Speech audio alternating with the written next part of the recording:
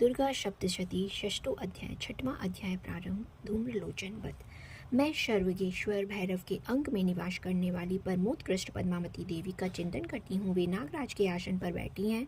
नागों के फड़ों में सुशोभित होने वाली मणियों की विशाल माला से उनकी देहलता उद्भाषित हो रही है। सूर्य के समान उनका तेज है। 3 नेत्र उनकी शोभा बढ़ा रहे हैं। वे हाथों में माला, कुंभ, कपाल और कमल लिए हुए हैं तथा उनके मस्तक में अर्धचंद्र का मुकुट सुशोभित है। ऋषि कहते हैं, देवी का यह कथन सुनकर दूत को बड़ा अमर्ष हुआ और उसने दैत्यराज के पास जाकर सब समाचार विस्तार पूर्वक कह सुनाया। दूत के उस वचन को सुनकर दैत्यराज कुपित हो उठा और दैत्य सेनापति धूम्रलोचन से बोला, धूम्रलोचन, तुम शीघ्र ही अपनी सेना साथ लेकर जाओ और उस दुष्टा के केश पकड़कर घसीटते हुए उसे बलपूर्वक यहाँ ले आओ। उसकी रक्षा करने के लिए यदि कोई दूसरा खड़ा हो तो वह देवता, यक्ष और गंधर्व ही क्यों ना हो, उसे अवश्य मार डालना। ऋषि कहते हैं, शुंभ के इस प्रकार आज्ञा देने पर वह धूम्रलोचन दैत्य 60,000 अश्वों की सेना को साथ लेकर वहां से तुरंत चल दिया। वहां पहुंचकर उसने हिमालय पर रहने वाली देवी को देखा और ललकार कर कहा, अरे तू शुंभ निशुंभ के पास चल। यदि इस समय प्रसन्नता पूर्वक मेरे स्वामी के समीप नहीं चलेगी तो मैं बलपूर्वक झोंटा पकड़कर घसीटते हुए तुझे ले चलूंगा। देवी बोली, तुम्हें दैत्यों के राजा ने भेजा है, तुम स्वयं भी बलवान हो, तुम्हारे साथ विशाल सेना भी है। ऐसी दशा में यदि मुझे बलपूर्वक ले चलोगे तो मैं तुम्हारा क्या कर सकती हूँ। ऋषि कहते हैं, देवी के यूँ कहने पर असुर धूम्रलोचन उनकी ओर दौड़े।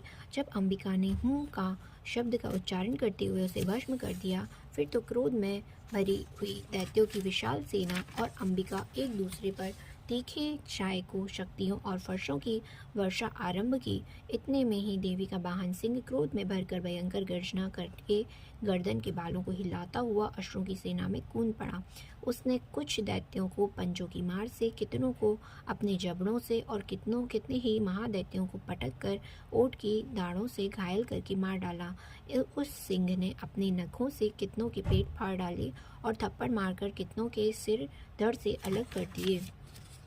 कितनों की भुजाएं और मस्तक काट डाले और अपनी गर्दन के बाल हिलाते हुए उसने दूसरे दैत्यों के पेट फाड़कर उनका रक्त चूस लिया। अत्यंत क्रोध में भरे हुए देवी के वाहन उस महाबली सिंह ने क्षण भर में ही असुरों की सारी सेना का संहार कर डाला।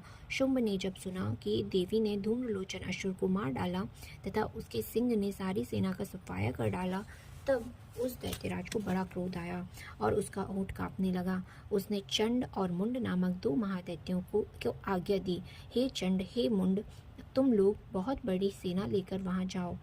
उस देवी के झोंटे पकड़कर अथवा उसे बांधकर शीघ्र यहाँ ले आओ। यदि इस प्रकार उसको लाने में संदेह हो तो युद्ध में सब प्रकार के अस्त्र शस्त्रों तथा समस्त आश्रित सेना का प्रयोग करके उसकी हत्या कर डालना। उस दुष्टा की हत्या होने तथा सिंह के भी मारे जाने पर अंबिका को बांधकर साथ ले शीघ्र ही लौट आना। इस प्रकार श्री मार्कंडेय पुराण में श्रावण मंत्र की कथाओं के अंतर्गत देवी महात्म्य 7 धूम्रलोचन वध नामक छठा अध्याय पूर्ण हुआ। जय माता दी।